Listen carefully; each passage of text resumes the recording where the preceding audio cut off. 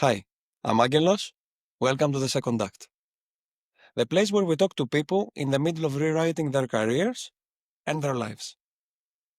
No fancy success stories and no hero endings, just the unpolished, real stories of transformation and how these are done. Today's guest is Tamara Ceman. At 4 years old, she survived cancer. As a teenager, she lived through the war in Yugoslavia. She has crossed cultures, careers, and continents, from studying Japanese in Serbia, writing ads in Korea, to leading programs at tech giants. Her story is as much about resilience as it is about the unexpected turns and moments of luck that shape a second act. So, let's get into it. We skipped a couple of things here that are extremely interesting for me. Quite quickly, you mentioned cancer at Oh, the age of yes. 4, and you mentioned war. Yes. And I mean, okay, I come from the Balkan region, but I haven't experienced war. Yeah. I would love to hear more. I'm extremely curious. At first, do you remember Uh, about I yes, unfortunately I do. I think because it was so traumatic, I still do have very vivid memories from that period.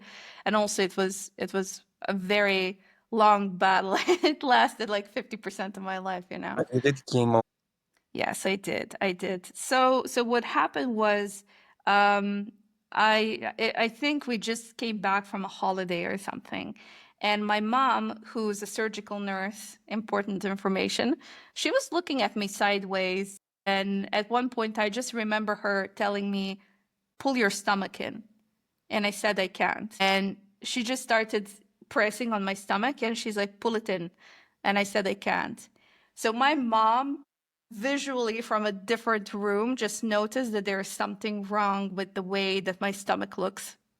In her experience is like, we're going to the hospital right now. And it turned out that I had a galloping version of something that's called Wilm's tumor. So it developed really, really fast. And the doctor said that if I haven't gotten to them or gotten to them 2 weeks later, I might have been dead. So I had a very serious chemo and radiation, and I was like this bald little skinny thing. Like, I'm sorry, And I don't want to ask something yes, stupid here, but the at the time that you had chemo, did you have the whole chemo journey? yes. That yeah. So Yeah, I care did. lost, Yeah, absolutely. any support Absolutely. from an expert or therapist?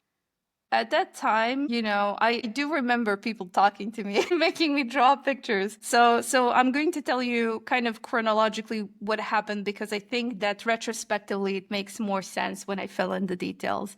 So when I was diagnosed with the cancer, they operated me pretty quickly and I went through very heavy radiation. I had burns, physical burns on my body because first of all, it was 88 or 89 or something like that. So the technology was not amazing. But my mother was a surgical nurse, so they actually let her stay with me, Mm. which is very, very rare. But because she was a colleague and they actually thought that I was going to die, so they just let her be with me. And then after the surgery, the doctors did something that's called I don't even know what exactly it's called, but basically they checked the other kidney. So one kidney was removed, and they found some metastasis on my lungs. But it's kind of like, oh, it's just scars now.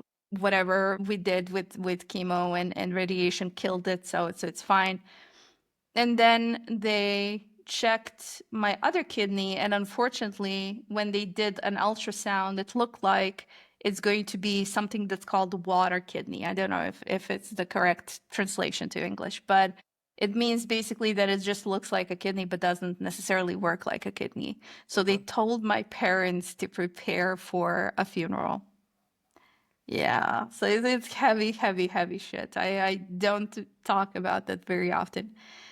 I remember all of it, unfortunately. And some would say, like, PTSD. Yes, it definitely is PTSD. I mean, I'm so scared of needles right now and even smell it. We have a dog that has some health issues. My partner is the one who takes him to the vets because I get dizzy as soon as I get in there from the smells in the air.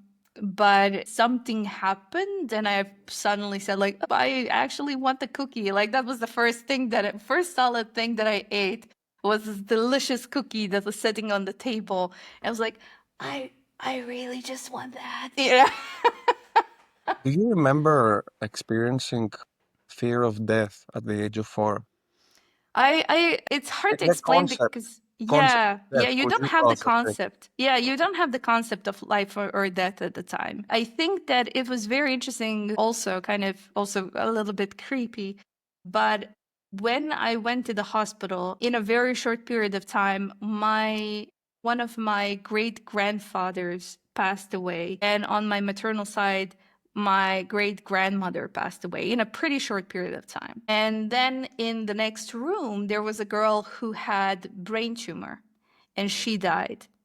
And in a very short period of time, I still remember my mother trying to explain the big sleep and not doing an amazing job at it either.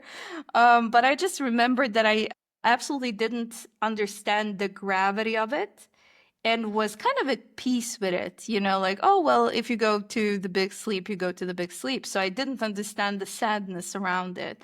And I think I'm very grateful for that because even to this day, I think that that imprinted somehow because even to this day, when I think about life and death, I don't fear death. I never feared death. I fear living in pain because I experienced a lot of it. Sometimes in such circumstances, it's the relatives and the people around us that give us a reality check that this is actually serious because they go through it Yeah. seemingly more seriously than we go Yep. through it. Yep. Did you have any of that?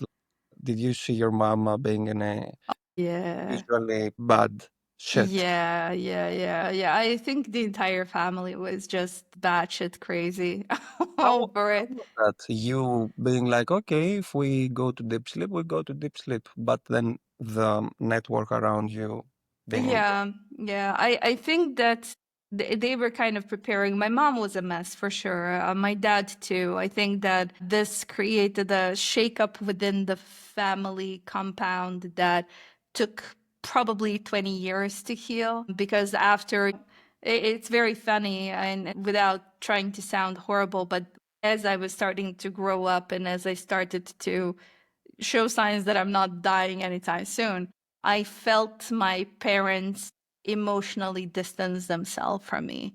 And I think it was just literally self-preservation, not like in a way that they don't love me, but it's kind of a way of needing some space to emotionally recover. Yeah. No, that sounds very harsh. Mm. And I don't know, seeing you now, I can imagine you maybe is a very wrong assumption that you would support them in that Yeah. age. Yeah. You would be telling them, no need, I'm okay, I'm Yeah. feeling okay. I can imagine you seeing you now being the person that was emotionally supporting parents. Yeah, I was. And so unfortunately I couldn't really speak for a lot of that time because the chemotherapy gave me really bad sores in the mouth, so I couldn't speak for a year. I'm making up for it. I'm making up for it for the rest of my life. But I did try. I did try to kind of be supportive because you don't understand it, right? You're tiny and you kind of know that all of a sudden you don't have all of your toys anymore and you're spending your days and nights in these rooms and you're going to this weird place to walk in. And if you've ever been in a hospital and know what these radiation places look like, they look like World War II bunkers. There are these buzzing sounds and there's always one light that goes like, you know. And it was a very confusing time, but I think that I'm a better person, I'm a better human for it. I hundred times over believe that, and I wouldn't change anything, honestly. Yeah. The reason that it intrigues me, scares me, but also intrigues me as a conversation is because my practicum for my degree as a therapist was done at the psychiatric ward of a cancer hospital. So I have seen people going through cancer, adult people going through every stage Hmm. of the emotional process, and that I cannot even think how could that be for a 4-year-old. Yeah, yeah. I've actually thought about this because somebody brought it up a long time ago for me. They wanted to understand something because somebody close to them was going through it, and they asked me, and I said like I couldn't possibly say that I understand what they're going through because you're going through all of these stages. First, your denial, and then you have the anger, whatever comes next. I just went through confusion and acceptance because you're a child. You're at the tabula rasa stage where things are just being imprinted on you, and you kind of understand like, okay, so this is how things are, and there's nothing I can do about it. I can just exist in this time, and I think that that was very helpful. I also think that that was very concerning to the child psychologists who were working with me at the time. I know I spent good 3 months at observations and regular check-ins afterwards, but yeah, it's a completely different sensation. So the acceptance is good, but I was still a kid. I did stupid things that kids do. Like, for example, I had my super bold little head and I was super skinny. But I still managed to go onto the balcony of the hospital because every room had a little balcony that looked over a park, which was very lovely. And I was like, oh, I wonder if I can stick my head through the rails, and I did it, and I got stuck. So these are things that you would do normally as a kid. You do stupid things like that, and I had quite a few moments like that. And I think it's funny. I rather focus on things like that than anything else because yeah, there was just a lot of pain and acceptance at that time, like physical pain more than anything else. Yeah. I'm noticing to you, and I'm sorry if I will make you self-conscious about that, that when you say something that has been emotionally loaded, you smile and you laugh about it. Yeah, I do. I do. That's a response I have. Yeah. It's a response. Is a defense. My Hmm. No, it is well documented as a defense. Like when someone speaks about something very painful, but they laugh about it, is a way to deliver something in a less impactful way. I don't know, maybe. Yeah, it's very possible, I think. But I laugh to everything. I think I have the giggles when something scary happens. I start laughing really loudly. So it's definitely some kind of response mechanism. I have a dark joke. So Oh, a I gui- love dark humor, so please go. guilty, but when I feel a little uneasy about a conversation, not because the conversation shouldn't be conducted, I start having dark jokes in my mind. So I was thinking of cancer jokes while you were talking. Oh yeah, I do that all the time too. I just do that all the time. I So I there's a variety of yeah. cancer jokes that I connect to you. I enjoy them. Yeah. But I pick another joke. Like I was also thinking, God being like, okay, I gave her joke, I gave her cancer. Now what should I give her? I will give her bombs. And let's Yeah. move to the bomb part. Yeah. One next to the other. So there's a little bit of a transition. When I just started primary school, things were already very, very tense with Bosnia, and we have our wonderful politicians to thanks for that. And when people think about Serbia, they're thinking like this nation that wanted to nationally purge a different place. You kind of, Serbia is the only place in Europe where you can actually take your primary school completely in your native language, whatever it is, like your mother tongue. And I'm a complete mix. I'm like 25%. There is no reason for me to defend them if that wasn't the case. But I grew up in an environment where the cultural variety was an everyday thing. So when the war started in Bosnia, we didn't really understand it because we were young and we were reading books about wars. But so that was the first one. And I think it never really landed impactfully enough until we started getting refugees placed in our classrooms and you saw these broken kids that would just burst into tears and you go like, oh holy shit, there's so much that's happening in the background that you just don't understand. And then we started feeling the economic impact. So, more than physical warfare, people of my area were in economic warfare. And we were under this embargo, and there was no, in and out of the country for a period of time. I remember waking up at 4 or 5 a.m. so we could stand in line to maybe get a liter of oil. Yeah. And that's the thing that I said, like we know what it means to actually have money. It's like all of that money doesn't buy happiness shit. Yeah, say it to somebody else.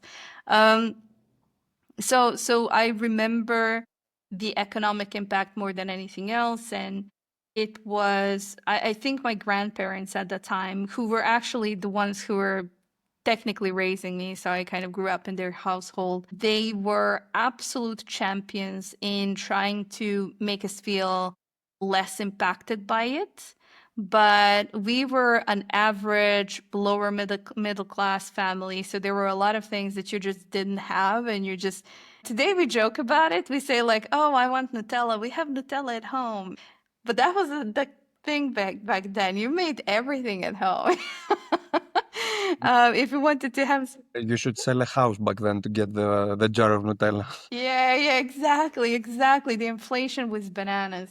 So it was definitely something that we felt every day. And I know that the reason why I say that I have secondhand understanding of war at that time. And then when I was around 14 years old, then the situation on Kosovo started brewing. And again, we are very north. Like we don't necessarily even have all of the information, but the same politicians that brewed the problems before, they're now stirring this pot again. And logically, kind of hindsight, seeing that it was all a very elaborate plan to kind of destabilize the region, blah blah blah. When you're inside the jar, you cannot read the label. And I think that's what happened to people of the country. And then out of nowhere for us and outside of the country, apparently it was well known that it's going to happen. But I remember that I was sitting at a park with a friend of mine, and we are teenagers, and I have this little glass bottle of Coca-Cola, and we're drinking it bench and just chilling and talking about boys and laughing. And all of a sudden you hear this sound, and everything started shaking, and the windows started breaking, and you go like, oh, what the fuck was that? So for the moment you're frozen, because you're like, this is a completely new audio visual sensation. I do not know where it came from, what the fuck happened. And then you look up and there are rockets flying above your head. And then the siren comes on. And then you realize, like, oh, holy shit, they actually started bombing us. And again, we're very north. So my city has no, it's like, I want to say 12-hour car ride to the south. And you feel so disconnected because there's nothing that you can do to help or hurt anybody from that region, but all of a sudden you're caught in this mayhem just because you live in a certain location. And the bombing lasted for 90 something days, I think. And my city, again, the most culturally diverse city in Serbia, was the most bombed one. I have no explanation for that.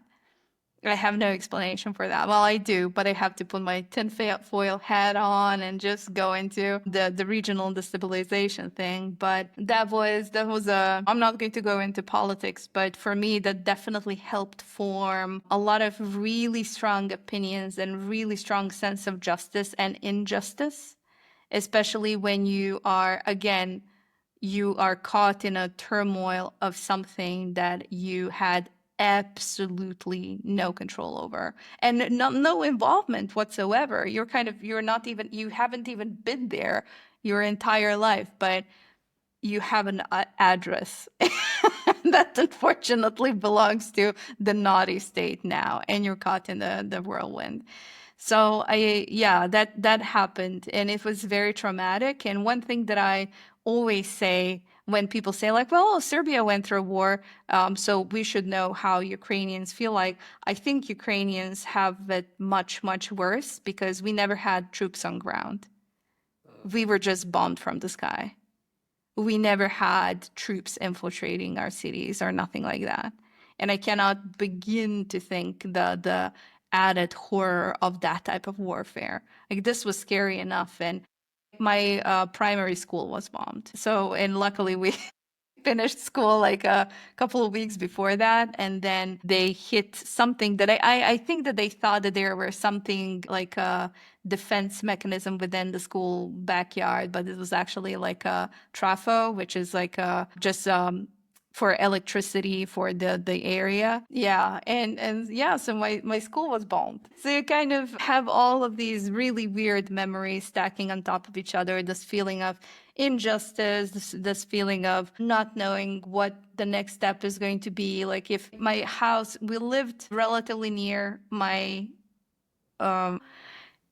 and we lived relative, and I was eighth grade then of primary school, and we lived pretty near the only military facility at the region. So my house was full of shrapnel. It looked like Swiss cheese from the outside. So it was really, really scary. It was really, really bad. And I think that whenever I'm speaking to anybody who went through it with me, or we met afterwards, we just avoid that subject because it's a very painful subject.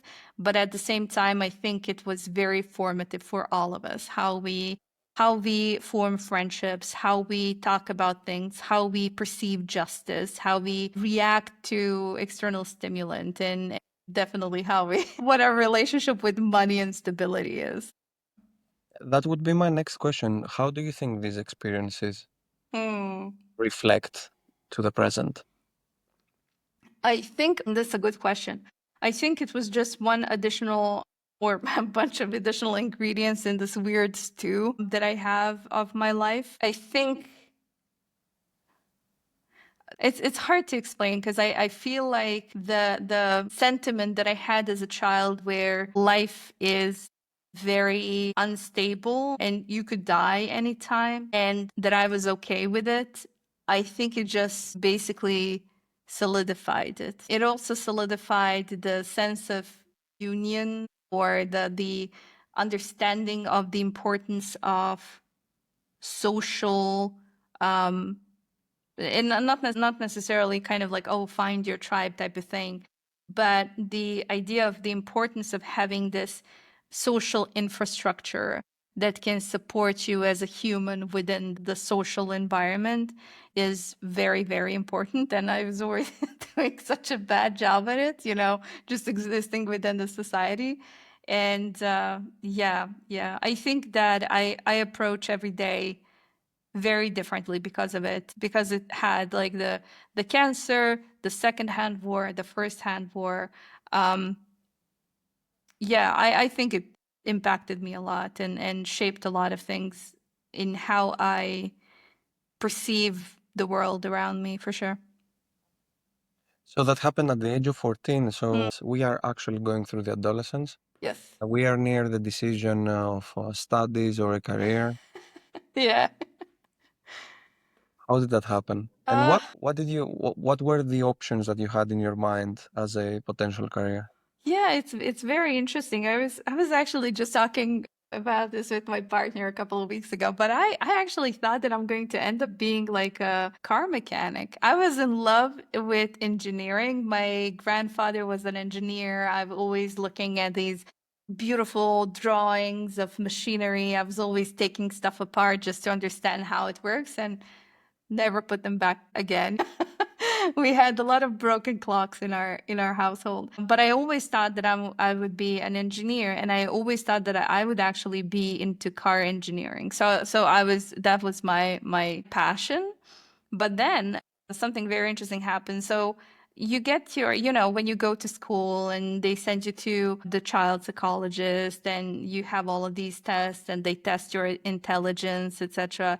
And they were like, her talent would be wasted if she went just to be a mechanic, which is such a silly thing to say, hindsight. But I think that At the time, I just took it as a signal that maybe I need to explore other things. And I just enjoyed being creative all the time. So I think that one of the sentiments that I had about life being such a passing thing is the reason why I actually chose to study art in the high school. So that was the first big decision, and then I got into a lot of trouble, and not like direct trouble. It wasn't. I never considered myself a troublemaker, but I was just somehow near trouble, and teachers didn't like me calling them out on different things. So I spent a lot of time at the psychologist's office and the principal office for most ridiculous reasons. And at that time, they actually sent me to have these deeper conversations with a different expert, so somebody who is doing some clinical psychology. I was also suffering from migraines, so we did a lot of these. And basically what happened was they just told me that I need to call my mother in for a conversation, or my parents, but they were focused on my mother more. And I was like, uh-oh. I don't know where this conversation is going to go. This is either going to be very funny or very, very bad. And basically, when my mom came back, I was expecting some kind of weird bad news because I had problems with some teachers. I had problems with some bullies at school. So I was like, I'm about to learn why I'm the problem. But basically, what they said is like, oh, she's too intelligent for her own good. So she's very likely manipulating you into doing stuff, which is not true, by the way. I never thought of it. I was like, oh, that's so stupid. Like, why would you waste your time and energy trying to manipulate someone? And there were all of these secondary diagnoses that were assigned to me throughout my schooling. Like somebody said, like, oh, well, we suspect maybe a developing personality disorder, or we suspect narcissistic disorder. Okay. I was pretty taken aback because I always thought that I was pretty down to earth. I had this supreme sense of justice. One of the reasons why I got into trouble is defending others. When I saw injustice, I would step up and take the blow instead of them. So I was like, I don't think it's narcissistic disorder though. ADHD has that, is very frequently misperceived as manipulation, therefore correlated highly with narcissism. Yeah, Yeah. yeah, yeah, Because it's a way of processing that people can only interpret with their own non-neurodivergent yeah. minds as manipulation. Because how can that make sense otherwise? Yes, yes, exactly, exactly. They kind of look at you through their own filters. That's why I'm in marketing. We'll come back to that. But I started getting very interested in psychology. I started getting very interested in philosophy, and then I realized like I don't want to continue studying art because I like money, and I would like not to be poor for the rest of my life. That was the notion in my head. Like I'm not greedy. I don't want a yacht or anything like that. But I would like not to have existential crisis around money. That would be a comfortable place to be. And I somehow so my father worked in a theater, which maybe has a lot to do with my behavior as well. But I spent a good decent part of my childhood just kind of hanging out with very creative people. And there was this actress who gave my father a book as a present, as a thank you. So he was a light designer. He was always working on the backstage, but very well respected. And he was like, oh, this is interesting, Japanese poetry book. It was like a book of haiku. And he gave it to me. And I just lost my shit reading it. It was so beautifully crafted. It was like haiku poetry, which has 5/7/5 rhythm. So it was a very visually appealing, mentally appealing type of communicating for me. And my brain was like, imagine reading this in the original. And that was the moment when I started thinking about potentially studying something other than art, going all the way other direction to engineering. And yeah, I started to kind of be like, oh, well, what could I do with Japanese language? Well, I could be a diplomat. That could totally be my career of choice. And I really, really wanted to make it happen. And I did study Japanese. I went to Belgrade University. I took Japanese as my major, Korean as my minor. And Second choice. I actually Go spent for the a year in Korea as an exchange student. Yeah, when I was 20. Oh, so that was an event of a lifetime, I think. So yeah, I there was still something that was really mismatched between what I was studying and what I wanted to do. I realized that studying a foreign language that foreign in early 2000s, before the internet was honestly an organized thing. It was just like a mishmash of really, really weird things. It was very difficult, and it was also very expensive. And I was working throughout the schooling. I always held some kind of a job. I was mentoring, tutoring, working as a student aide at the municipal one of the municipal buildings, etc. So I always had a job. And then I realized, like, I don't think that I'm going to get what I want because I'm not manipulative enough to get what I want in a very, very corrupt environment. And it's very political if you don't belong to the right crowd, if you don't have a family member who can connect you to somebody. I didn't. Like, my mother is a surgical nurse, my father is a light designer.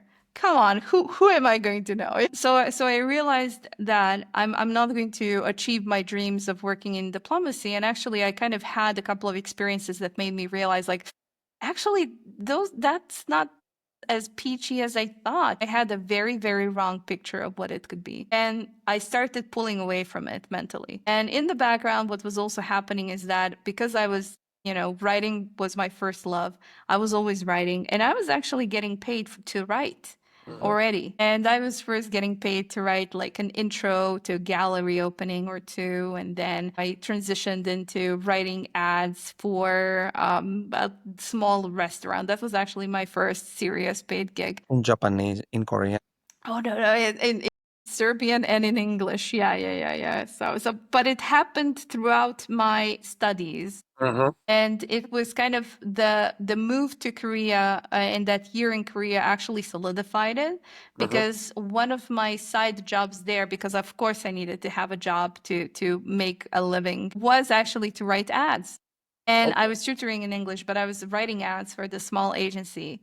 And in my head, it was like, I actually enjoy doing this. This is combining the much needed creativity with actual outcome, which is monetary. So I'm getting these two major hits at the time. So your adrenaline is kind of, when you produce something great, you go like, I love it. And then you get paid and you go like, I love it. So you get these two hits.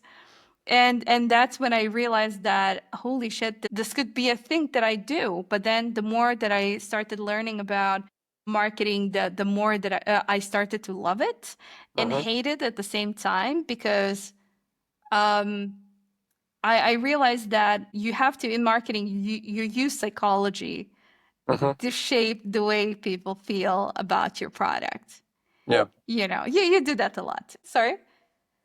Established capitalism. Yeah, you use. I mean, as long as you don't use it to deceive, let's call it fine. Yeah, exactly. But that's kind of the point.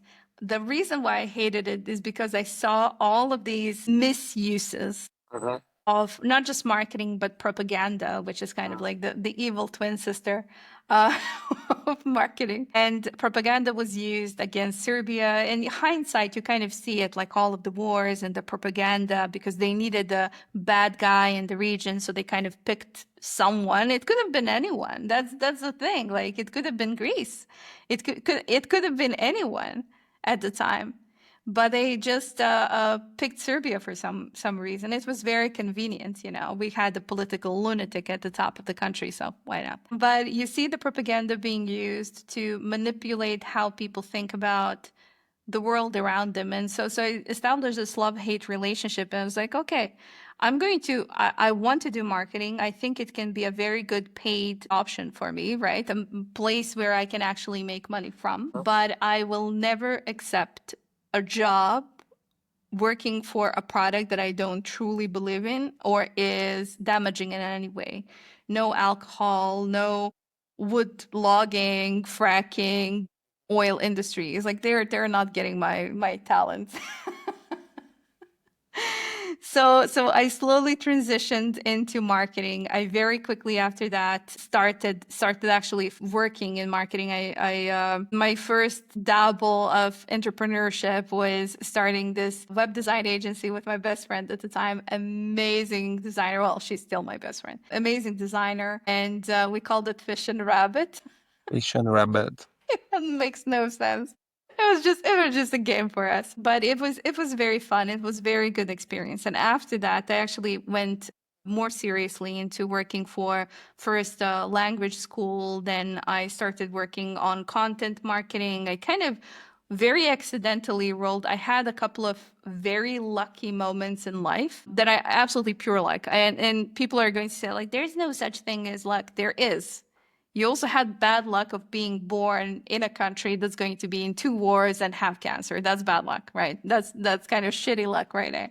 And then it would be even better if you would enter the wrong Korea. That would be like the top. Yeah, exactly. Oh, I've thought about this. I was like, I really want to just see what happens. That was a dark joke that was playing in my mind when we were talking about Korea. Oh, but but I'm from Serbia, and we still have those communist links to them. So, but we had this, or I had this, sense of two very lucky moments. One lucky moment is that when I was at an event at the theater after a show where it was like Korean musical theater show in the same theater where my father worked, and I was there. I ended up meeting the ambassador, and she just wrote my name on the paper. And she was like, oh, okay, nice, nice, nice. And she left. And a month later, I get contacted by somebody who says, like, hey, hi, we're from Microsoft, and we actually need somebody to help us with Korean language. And we got your name from the embassy. Nice. That's a fucking lucky thing. So I go to work for Microsoft, and it wasn't necessarily marketing, but it was kind of like internal vendor. It kind of opened me up to marketing, or not marketing, to open me up to working with Microsoft, which was amazing. And because of that, a couple of years later, and that happens while I was still studying and I was kind of thinking about furthering the career paths. And then a couple of years later, I'm in marketing.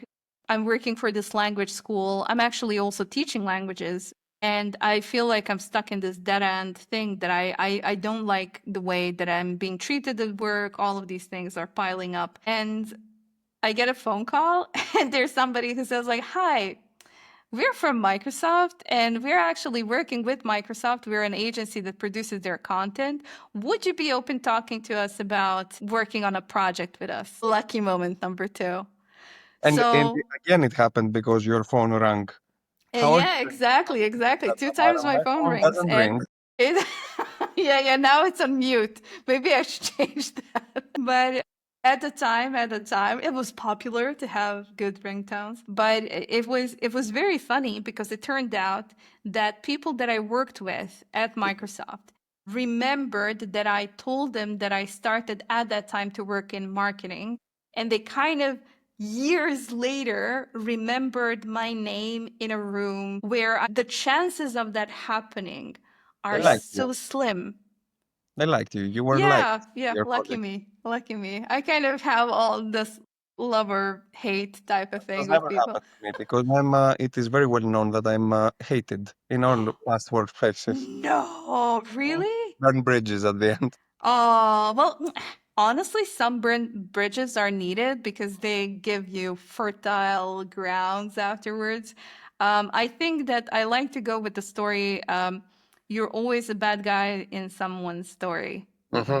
That I use that a lot because I do think that there is a lot of wrong stories about me for sure, 100% in my previous workplaces. But that happened. Like I got the second phone call and I started working with this agency very soon after. I kind of started leading the program And then I went to Asia to launch the program. It was Voice of a Customer program. We were doing the production of marketing materials, of case studies and stuff. And that was my first really, really serious job that turned into my first management job and my first really deeply into tech position. And And I've been in tech ever since. what is the age? What is your age I at this point? think, and that's a good question. Wait, I'm very bad with timelines and ages. So I think I was 27 at the time, or 26 or 27, Actually, I which was is thinking that 14 years ago. for your age, it seems like explosive growth, fast. Yeah, yeah, Like your talent got recognized fast, and yeah, yeah. And again, that was also maybe one of the lucky side things that happened is that I was dropped into an environment where my skills were put to good use. And I'm not saying that it was ideal, but there were definitely benefits of me being in a position where people just liked the fact that I took care of everything. I want to ask you about your experience as a neurodivergent person Hmm. in this context, because a lot of neurodivergent people, they don't fit easily Yeah, in yeah. traditional working environments, but you are a neurodivergent, and it's Mhm. like at this stage you were having a very successful path.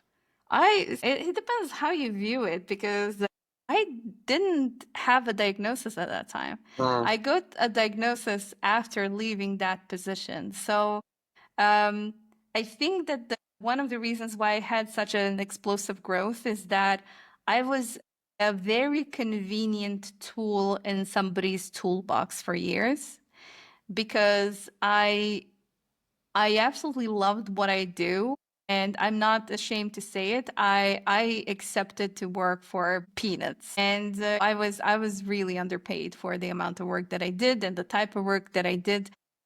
I knew it at the time, and I think that people very often confuse this not caring about certain things or having thoughts about I need emotional hit more than I need financial hit right now.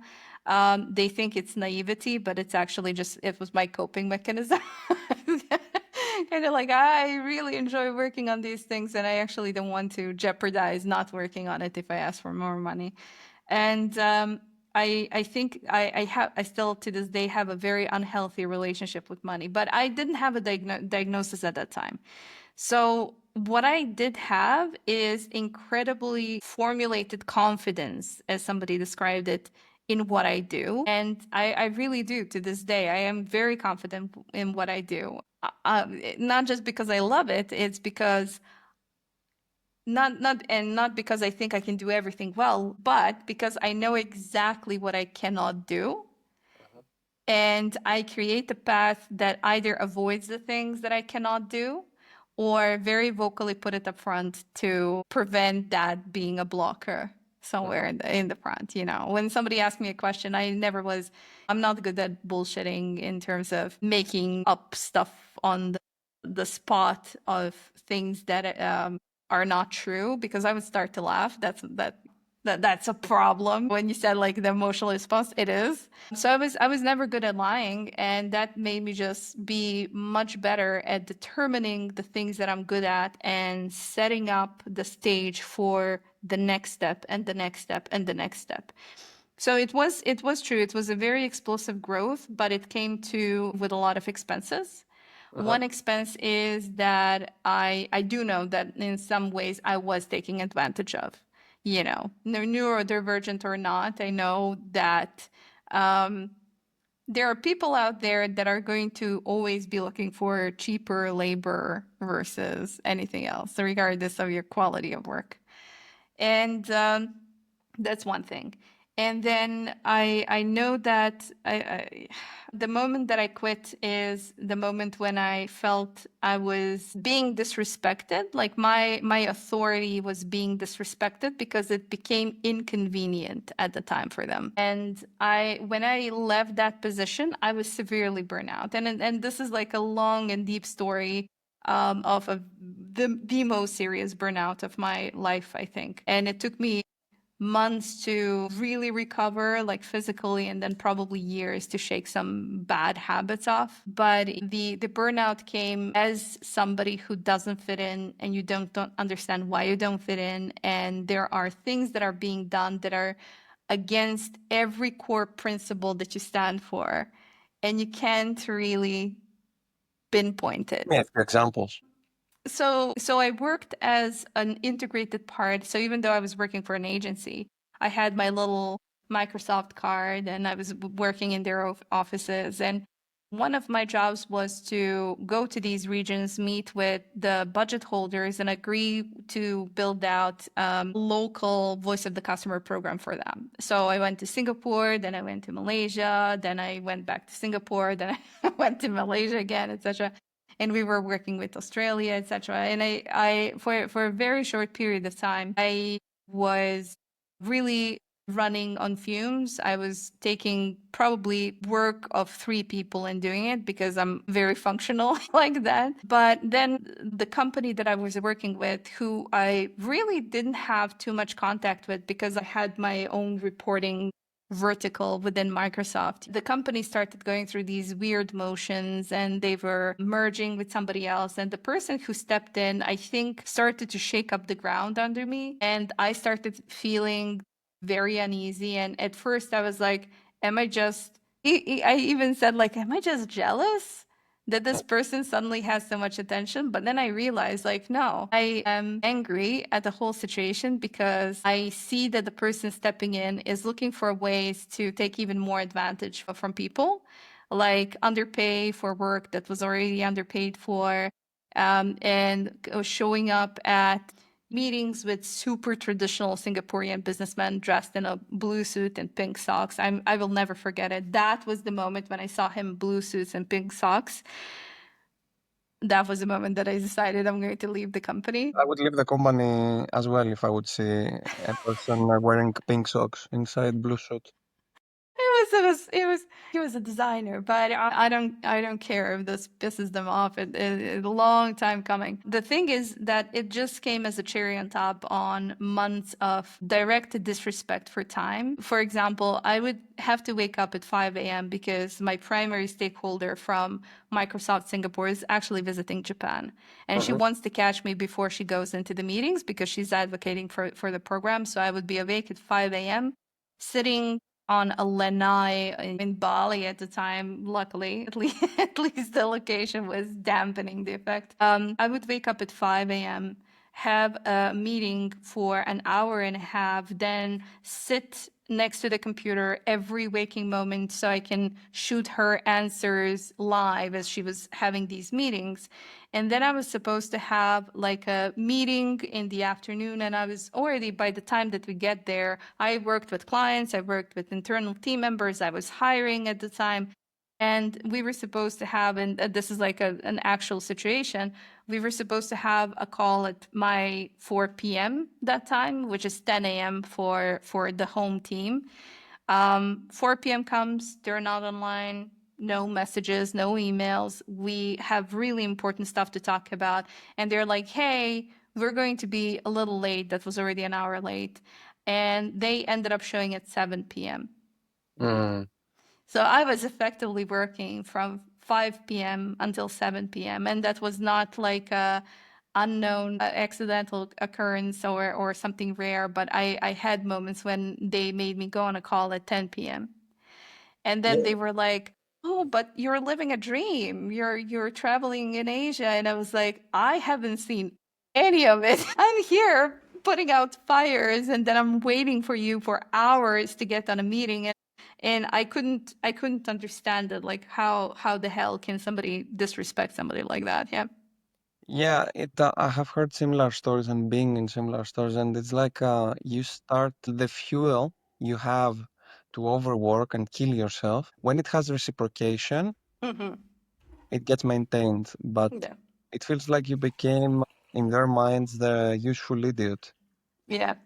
that we will throw a bone, Yeah. or a dream, or Yeah. a role, or a title, and they will keep working like a dog. Yeah. for us to progress. Yeah, absolutely. When did you Absolutely. come to that realization? I came to that realization. It's complicated because I don't think there was one specific moment, and I don't think I even realized it at the time.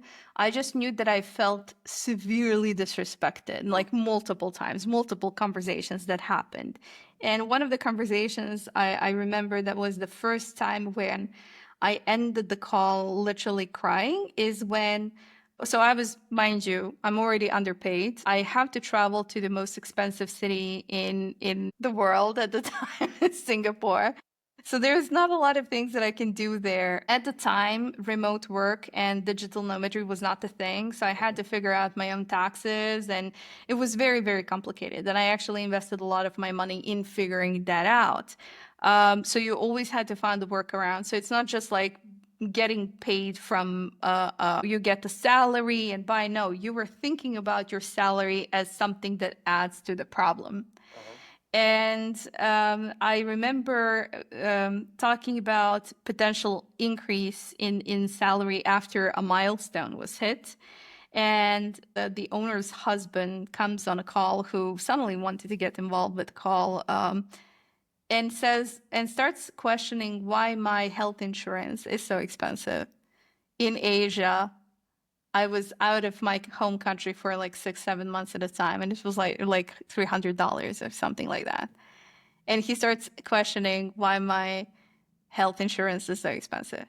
And I remember just being dumbfounded. And he says, like, oh yeah, but you have to understand, we're helping you live your dream, but this is too much. And they actually tried to lower my salary on that call. Gaslighting 101. Gaslighting. And unfortunately, I know that happened to a lot of people in that company. And it broke my heart, because as a neurodivergent, you kind of go all in, right? It's a big part. Work is a big part of your personality and your everyday life. And all of a sudden you see the tiny cracks are not tiny cracks anymore, but there's like a facade missing from that building. And I think it was years later where I started to retrospectively pinpoint some of the things that I knew that I felt, but I couldn't necessarily verbalize it. So when I quit, that's actually that year I got my diagnosis. Which, when I started learning about it, and it was such a vindication for me. It was a huge relief, because then a lot of different things that I went through and things where I thought that I was a bad guy in a situation, actually, it's just the way that my brain is wired. It started to make a lot of sense, and I started to see pattern in my behavior and understand it, and with that see patterns in other people's behavior and understand it. Did you go to therapy already suspecting that something is wrong, or did you go for an unrelated thing, or related to the feelings of? It's very funny, but I have been to therapies when I was younger. I even went to behavioral therapies. I was, as I told you, like I got these secondary diagnoses, like, oh, well, it's a bipolar disorder, which had a beautiful different name back then. So maniacal disorder, or whatever they called it, but not really full blown. So nothing that really fits, right? So I've been given these things written out to me, and I felt like it's just somebody who doesn't want to spend time with me. I always felt that.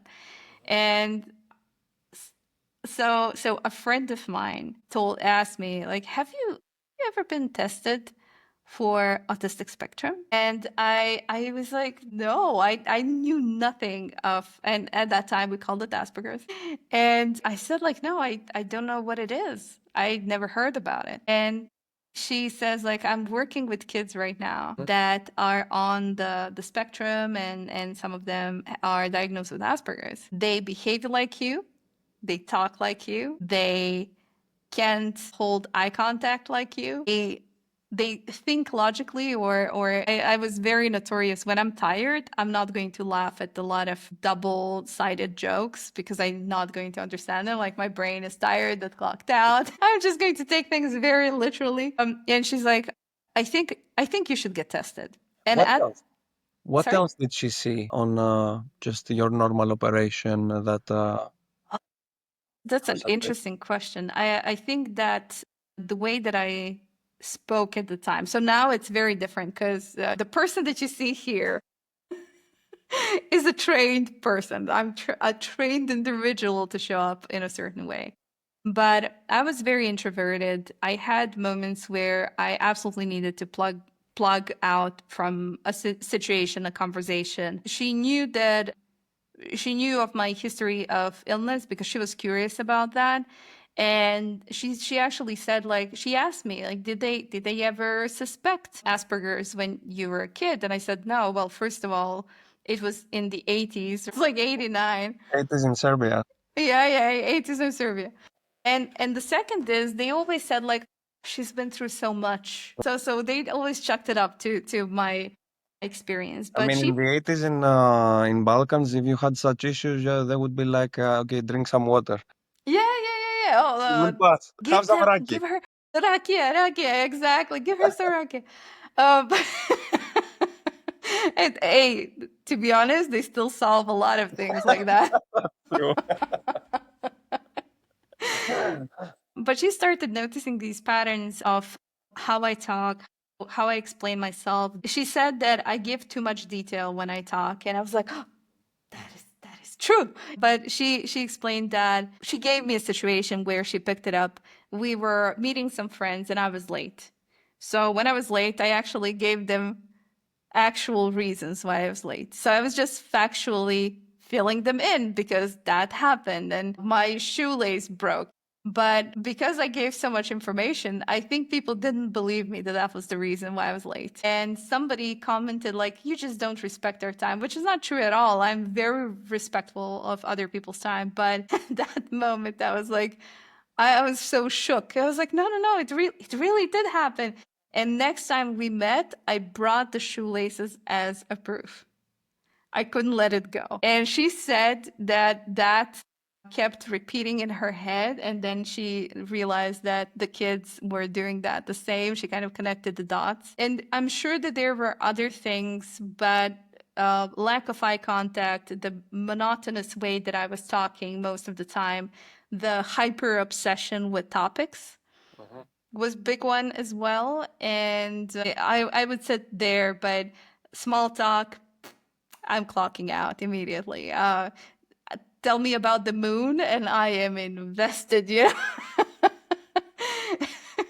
And also the lack of, not necessarily lack of empathy, that's the wrong thing to say, but kind of approaching everything from this aspect of a lot of emotions being logical fallacies.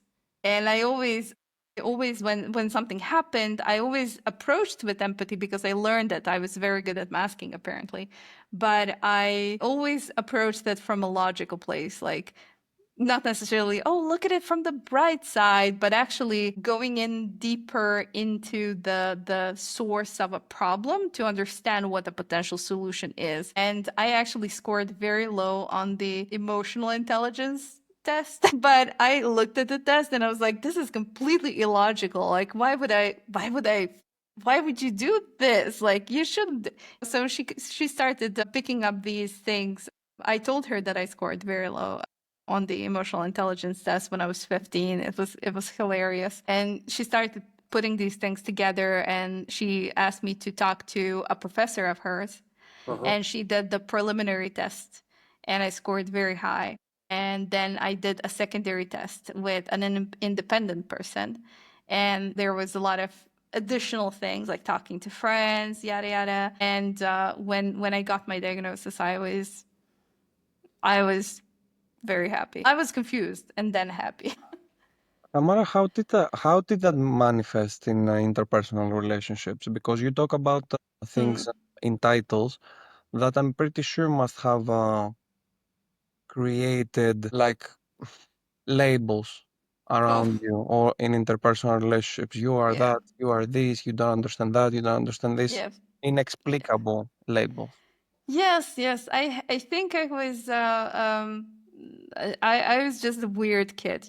That's kind of the core of or the middle of the flower. When I was growing up, I was always bullied. I remember this one weird moment from a school trip. We went on a school trip and I wasn't very much liked in class. And there were ostriches in an enclosed area. And you know the ostriches, right? So a couple of ostriches came up to us. One was male, one was female. And a group of girls, and I can't remember what grade we were, like second grade, right?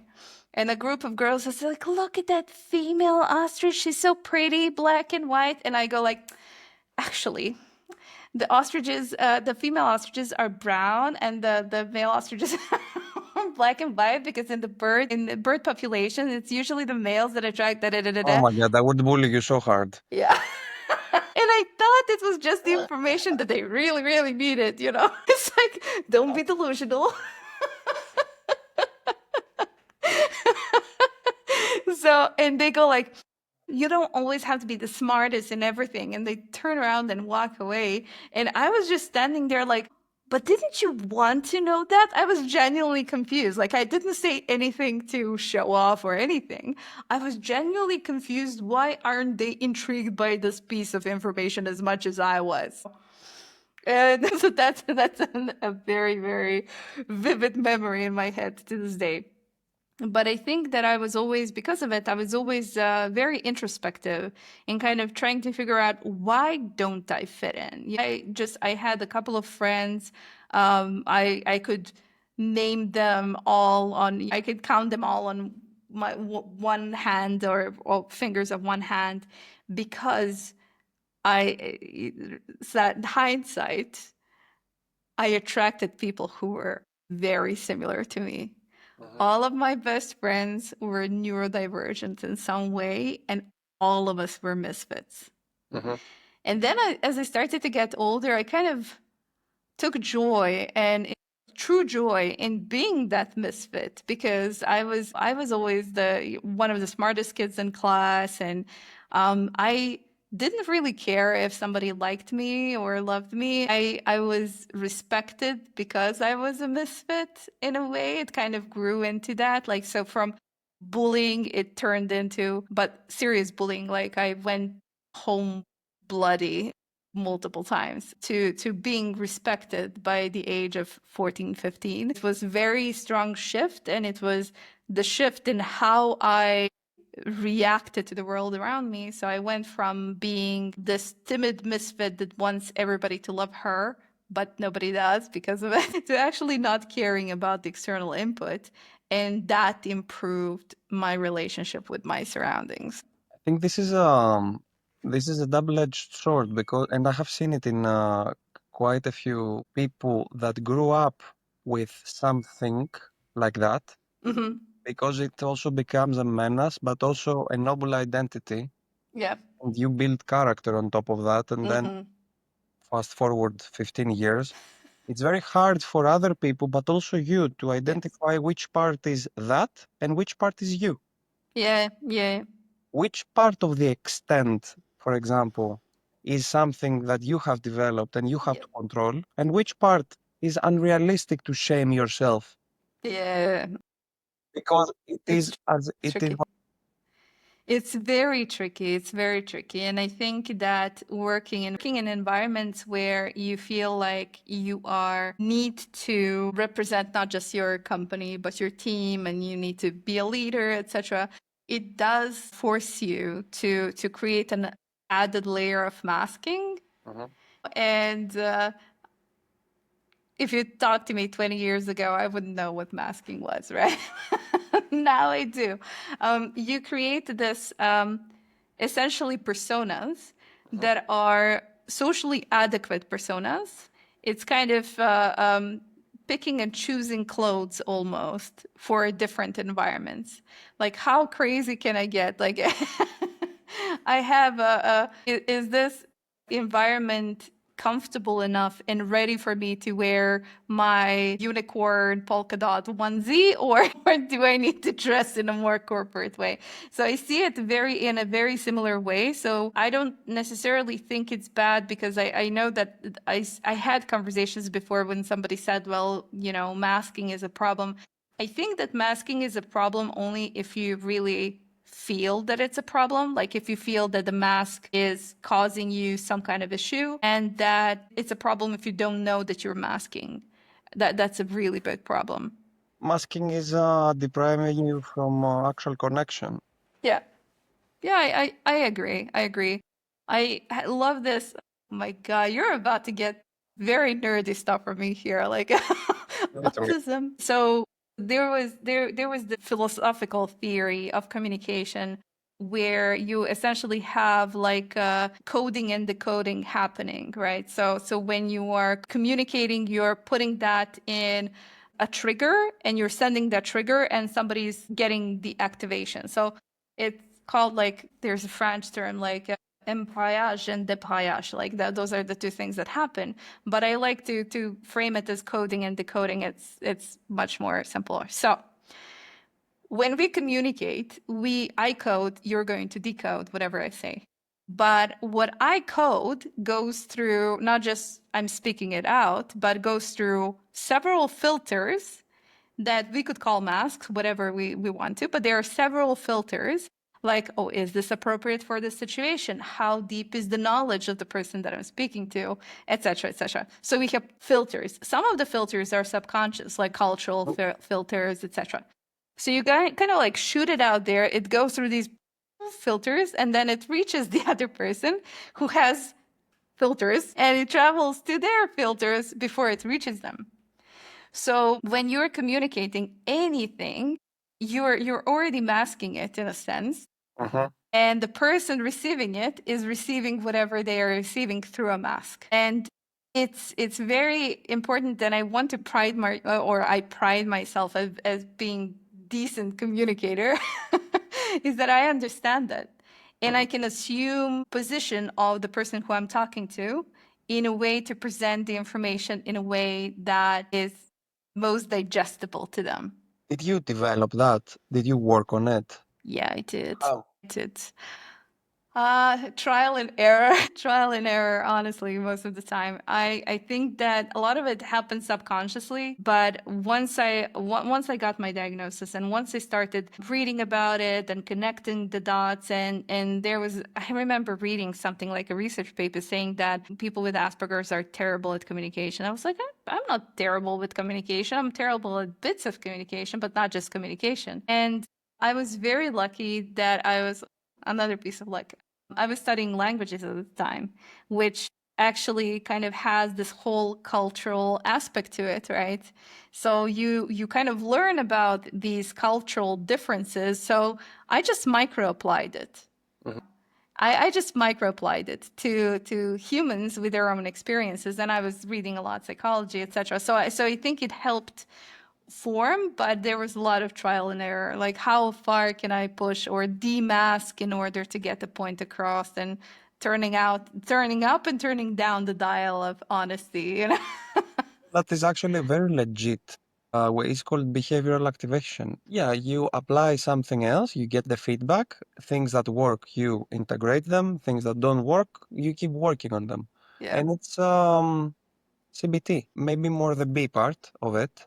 But in lots of cases, in order to change a cognition, it's not enough to just talk about it. You must sometimes just start behaving differently, Yep. and the different feedback that you get changes the cognition afterward, Yes. or challenges the cognition. So you're telling me something simple, but in reality, I think it's the basis of a lot of things that we call progress.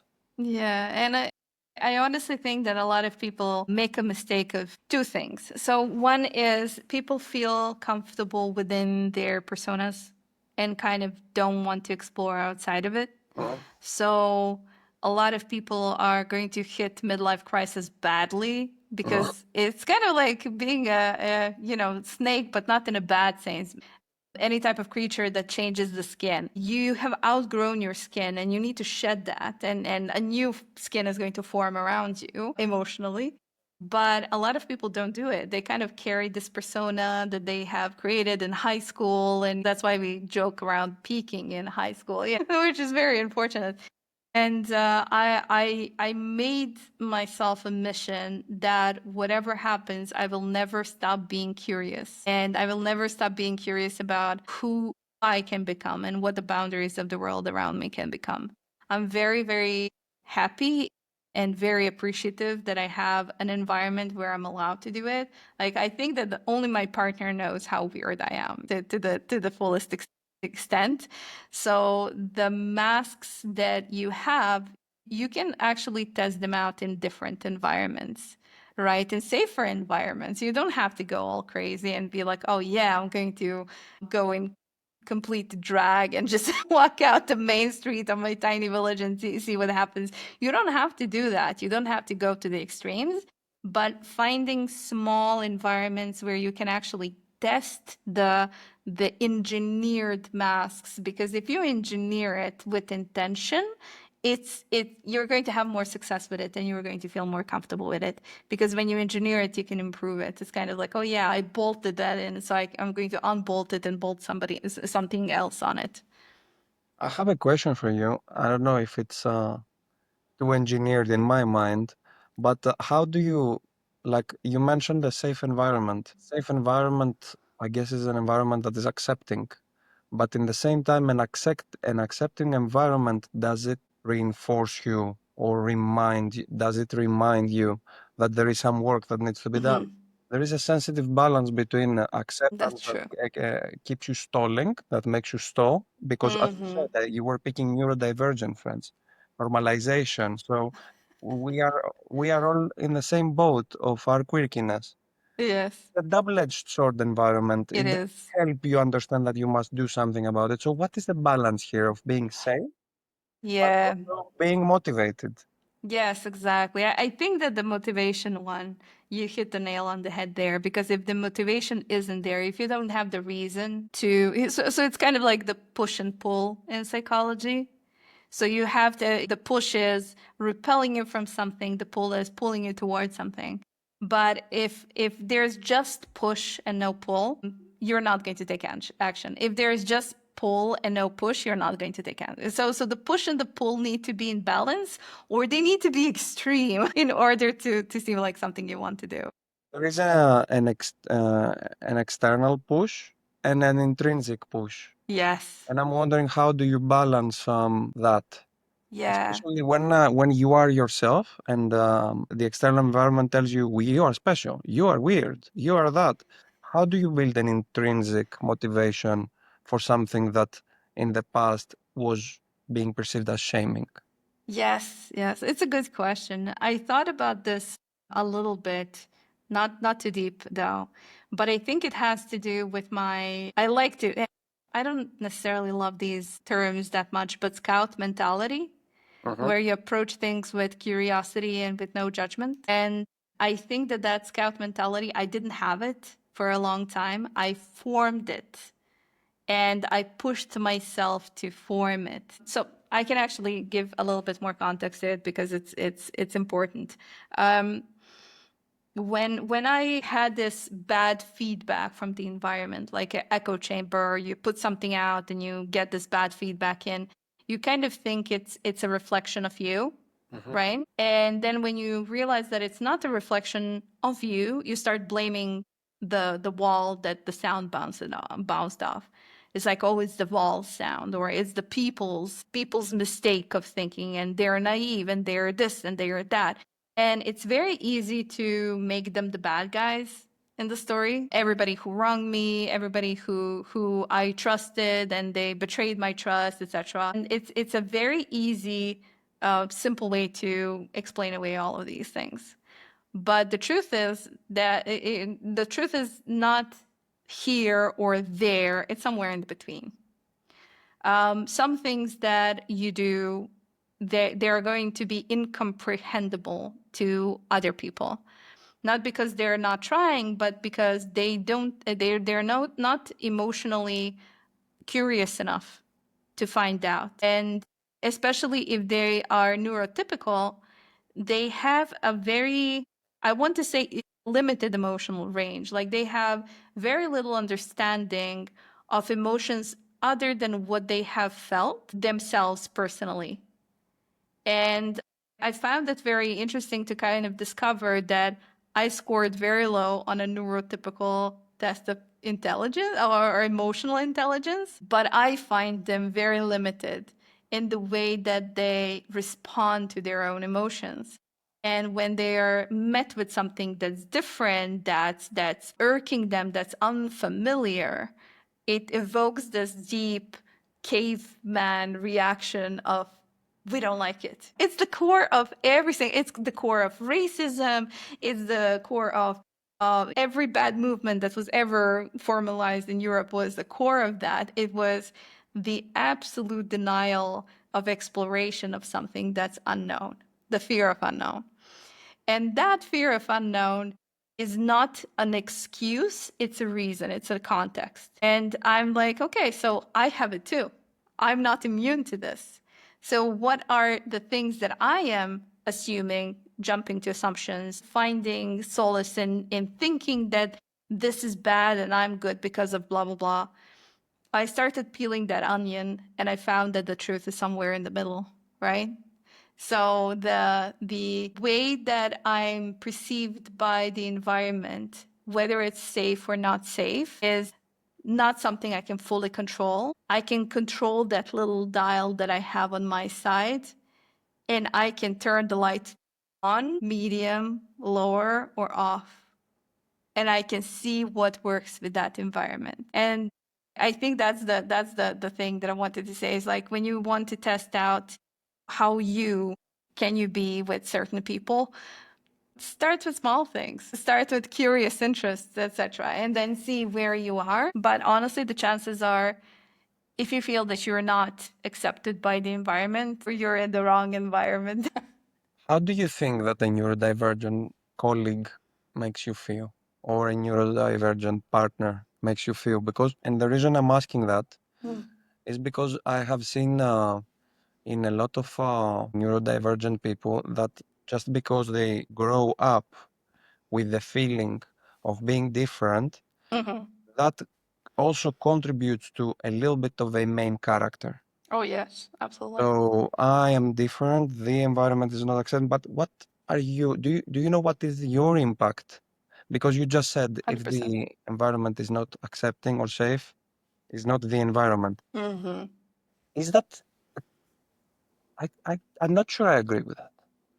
I think that the environment is not rigid. I'm not saying like you need to leave the environment, but you can change the environment. And the way that you change the environment is starting a dialogue. But this is where you need to be very careful with your dial. So when you recognize that in an environment, so for example, in a household where everybody's religious and you decide to say like I'm not religious, or in an environment where all of your family has kids and you decide not to have kids, the conversations cannot be just calling and just telling them you were wrong for having kids all this time, right? You cannot be juxtaposed to whatever the typical way of doing things is. Yep.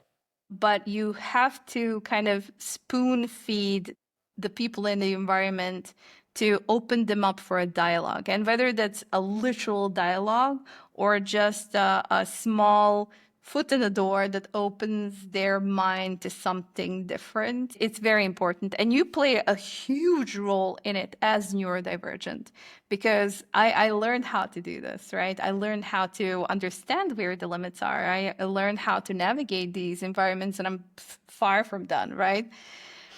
But I also learned that the way that I was explaining the female and male ostriches was wrong, right? I like what you're saying because it makes me understand what did you mean. There is a lot of accountability in what you're Yes, sharing.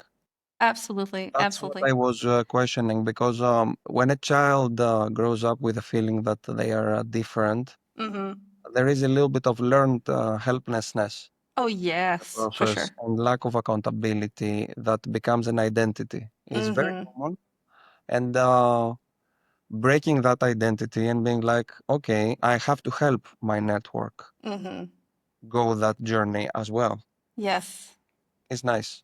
Kudos. Yes. I think for me it was always like that. I always had this really bizarre sense of justice. Like if I saw that somebody's being bullied, I knew that I'm going to get beaten up, but I couldn't just stand aside and let them be bullied. And I think that that translates in my grown-up self by looking at the environment and asking myself, I understand the importance of social structure. Like this infrastructure is really important that stands around me.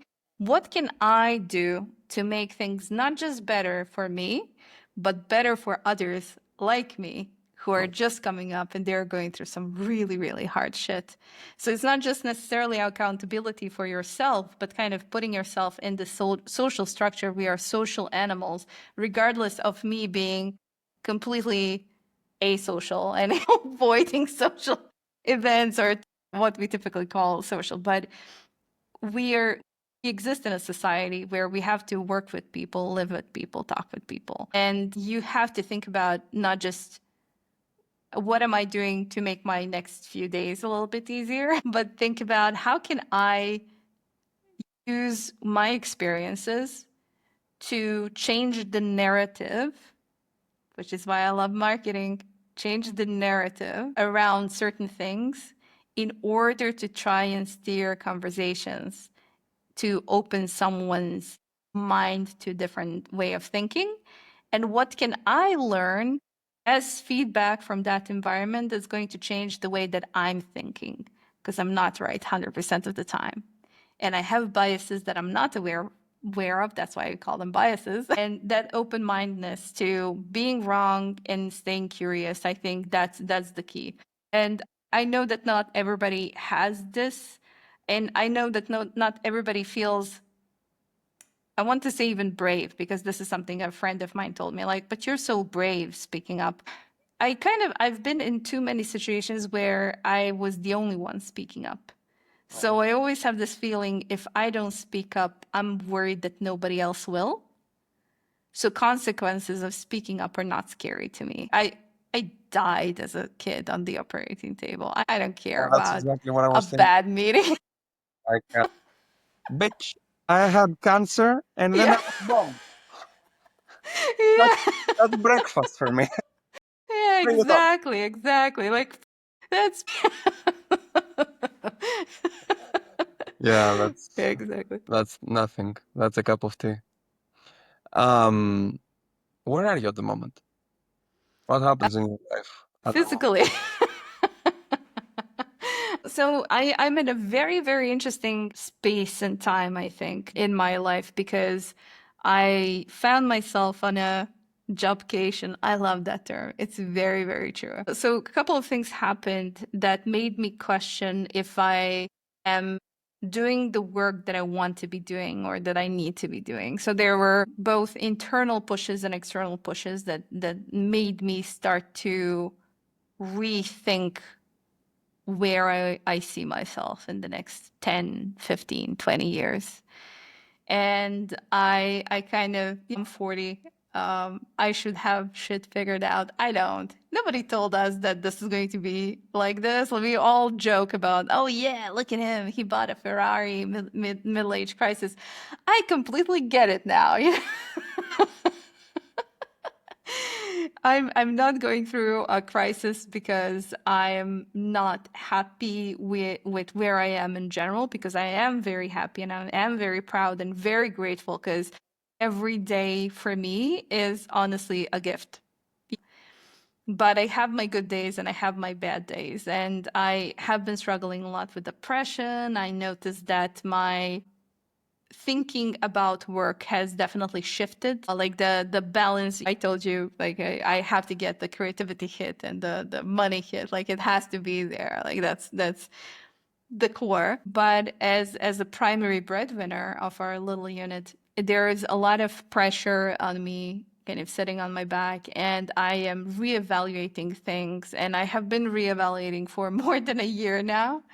And I feel like I'm in the closing stages, figuring out what I want to do. I gave myself until September, like a deadline to figure out if I want to go work as a consultant full time, because that has a lot of potential, but it also has a lot of downsides for me. And the other side is full time work. But I felt a little bit of a burnout from managing people. I've been managing people for 12 years now, and I felt like, oh, shit, I'm not Now you emotionally wanna go stable enough. into the field of managing clients. Good luck with it.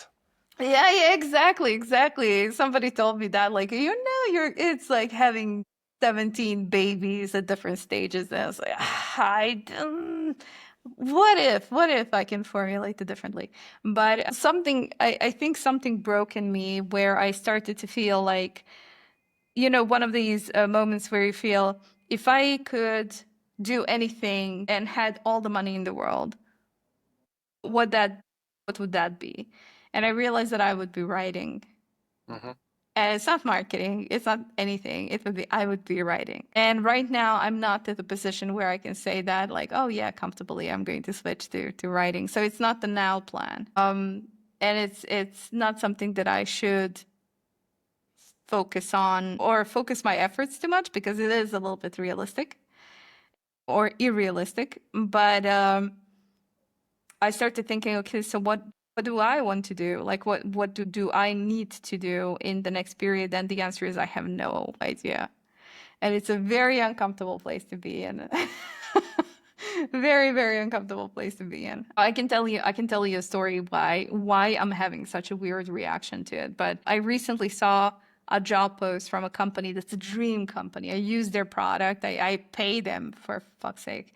And I love their product. And I always imagine myself like, oh, if there was an ideal career, it would be with that company. And they had a job opening that was quite literally everything that I absolutely love to do What was and it? have. I can't tell you the company because Not the there's, company. The yeah. job.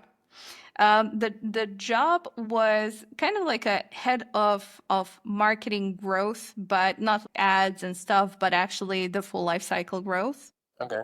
and managing the team that has 2 engineers in it, which means that you can run experiments, etc. So it's 100% aligned with what I have experienced the biggest success of my career with, where I know that I have proven results and track records. Perfect on paper, salary range, public, beautiful, right where I want to be for my next chapter. I couldn't supply. I wrote the CV, I wrote the motivational letter, started the process like online, and I never hit send. I have no idea why. I don't know. I just had like a full body, like a visceral reaction to an idea of applying to a job because of the fear of what if it actually goes through? What if it actually happens? I totally get what you mean. It was so weird because I had different conversations. I had people reach out to me and I was like, yeah, sure, I'm going to have a conversation with them. And I'm happy to explore it. But when I got to the point where I saw something perfect for me, I couldn't apply because it's like, what if it's not perfect for me? What if yeah, I can't really explain it. This is a little bit. I know this is a term that by using it, I subscribe to this pop culture of psychologizing everything. But this is PTSD.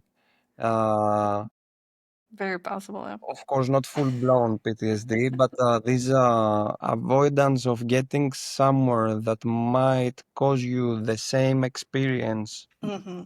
that you abandoned needs time. Needs time. You need time to rest. Yeah, yeah. Well, thank you for saying that. I do think that you're right, because I know that I kind of recognize something, and I know that when we first spoke a little bit about this, you said, I'm very curious about how a neurodivergent works in a pretty neurotypical place. Mhm. And it's very funny I had this thought defined in my head. I only ever had issues with people in work environments that didn't really truly love their job. Mm-hmm. They potentially loved their position, but they didn't love the job. They didn't enjoy what they were doing. And I did have a couple of experiences that definitely cast a shadow on very beautiful chapters in my life, and I don't want them to, but they do. And I think that nobody really talks about it, but however you feel, leave the company, whether you're volunteering or you're impacted by layoffs or you quit. When you leave a company, you don't just leave a company, you leave a bunch of people behind, both good and bad. And you leave with the stories, and a lot of stories haven't been ended necessarily. So it's kind of like watching that really interesting murder series, but they only recorded season 2, and you never know how it turns out. um, but that notion of if I could work with people, only people who really love their jobs, I would be so happy. You can't make sure that that's the case, you know. I think unfortunately in both cases where I had really bad experiences at work, or 3 cases actually where I had really bad experiences at work, is where people love their positions much more than they love their jobs. And that scares me because if you're applying to work with a company, you're going into the unknown. If you're going to work as a consultant, you're going to have a more unstable environment, but can be more picky with the type of clientele that you're working with, if Depending, you're lucky. depending what's your demand. Yeah, exactly. I Oh, have so never also coming from a culture of not worshipping, but valuing money for the sake of safety, and that was potentially a mistake. I never picked my clients. Whoever was giving me money was like, "Come on, jump, jump in our boat. We'll find something for you." yeah. Like Yeah. in a Balkan accent. Come, my friend, come. We'll Come, fix. come, We'll friend. find. Come, come. Come, friend. And eventually, that was also the reason that I Mm, didn't pick the lane. I wasn't yeah. as picky as needed. And I would like to ask about finances Yes. because being picky implies that either you have some solid will Mm. or extreme persistence towards a very specific positioning or standards, or that you have money in the bank. Like, Mm. mommy and daddy told you that we have a factory and we never told you for you to build up character. Yeah. You are filthy rich. That would be the dream. Oh, if I found out that I had a rich cousin that just died, I would be like, bye. Bye. Oh, you Oh died. no, Uncle Virgil. Was my favorite uncle, but you never met. Yeah, but Yeah. Yeah, I think there's a story behind this. So I've been in this very interesting jobcation journey. Mhm, And by the way, jobcation is a term that Bob Molesta used to mhm. describe his own experience at one point after having a massive burnout. But in his case, for those of you listening, don't know who he is. He's essentially one of the fathers of the Jobs to be Done, or the father of Jobs to be Done network, which we in marketing and product love so much. But he wrote a book with a couple of different co-authors about job movements. It's called Job Moves, and it's the Jobs to be Done network or framework applied to your own career path. And it takes a lot of introspection, let me tell you.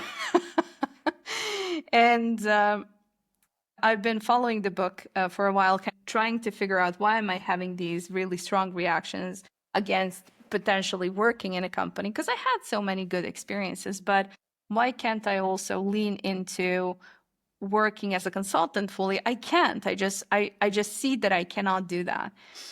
And I realized that I'm stuck between, because both sides have as equally strong pull and equally strong push.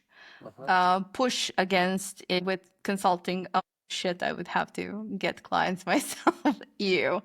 But again, the freedom, the ability to kind of change interesting stories more frequently, very appealing to me. On the other side, stability is a big pull from the full-time work, but the big push is, what if I end up working with just shit people who don't like their jobs, they just like their positions, which is a killer for me. Yeah. And I've been kind of stuck and lingering in between, and I've been trying to peel the onion. And I actually got to something very interesting. I realized that the reason why I feel that full-time work might actually be more suitable to me, and potentially I started thinking like, oh, what if I'm not the director anymore? Would anybody hire me for a lower role? Um, because I feel a lot of anxiety in life. I'm very anxious. I'm anxious about going outside. I'm anxious about calling the phone for information. The number of times I was traveling for work and I almost starved because I was too shy to pick up a phone and order a room service is ridiculous. I know that people are looking at this like, ah, really? It really is. Like this is a persona. But these moments feel very, very vulnerable. So I live with this anxiety all the time. And I realized that the only place I don't have anxiety is when I work. That's my safe space. I know what I'm doing. I'm hyper confident in An it. area of confidence for you. Yes, exactly. It's so good. So when I start working, my brain just switches to this. I don't want to say I autopilot because that's far from truth, but it switches to this hyper focus mode where everything else tunes out and I'm just there doing it. Like I can show up on a meeting with 20 CEOs of the Inc. 5000 companies because I've done it in the past and I'm just like owning the room. You would never think. You would be like, oh, yeah, this person trained for this. No, I'm just there because I'm doing my job and I'm feeling confident. Put me in the same room with people and tell me, hey, just have sushi and chit chat. I would die. I would just explode with anxiety, you know? I share something similar that even manifests on my skill in having a conversation in English. When I'm talking about job, I can speak like a native professor, but turn that conversation into just small talking, and I forget my English. I cannot speak.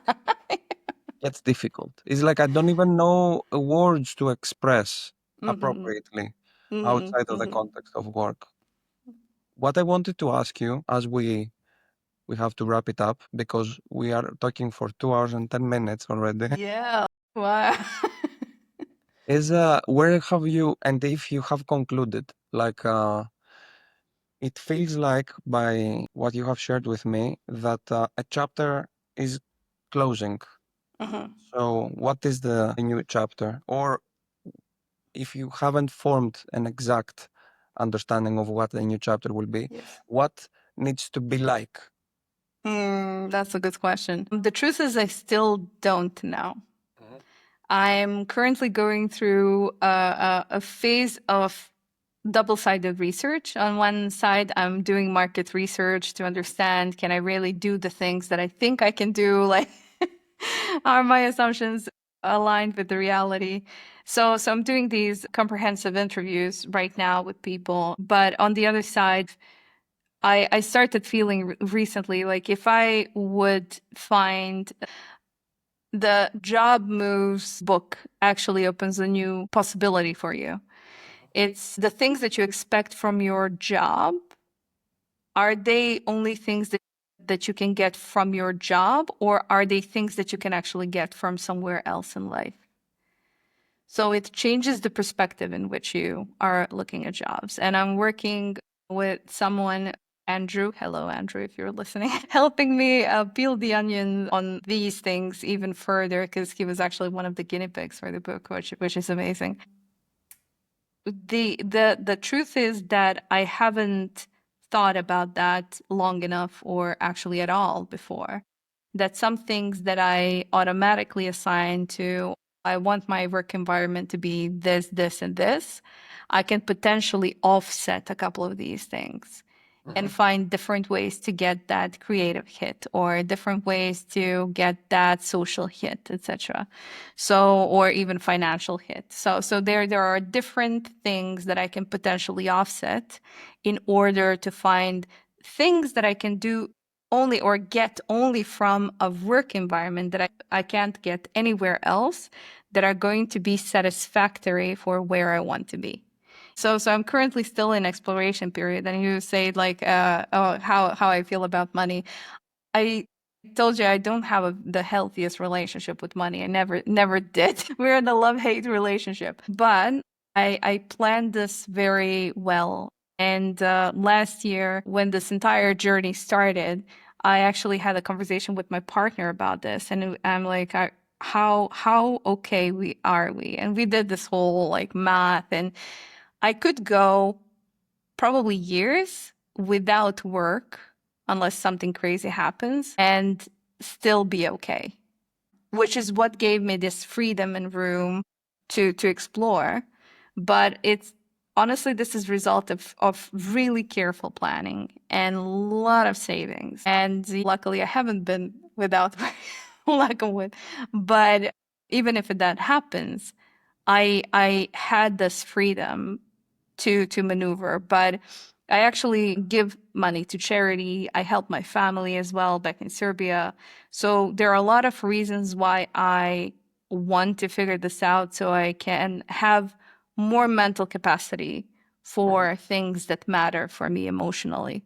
And yeah, I gave myself Can you give me this. some practical tips or examples of things that you're doing on your daily basis to discover your second act? Like you mentioned the work that you're doing with a book. Then you Yes. also mentioned market research. Yes. What are you doing casually? Yes, absolutely. So I'm going to go into also details because there's no way to talk about this without peppering marketing in. So the thing that I assumed at the beginning is kind of like, okay, so if I go consultant, I can just leverage my recent experience to kind of find similar gigs. And while this is true, I realized that the market for my skill set is not necessarily very well defined. I'm not saying that it's small or non-existent, but I'm saying that it's very ambiguous and vague. And that's a very scary thing to say. And I started doing research like, okay, so why is it ambiguous? Because the problem exists. Like people are shit at marketing. They should be much better at it. A lot of companies could technically pay for it. So why isn't this market very visibly bigger or stronger?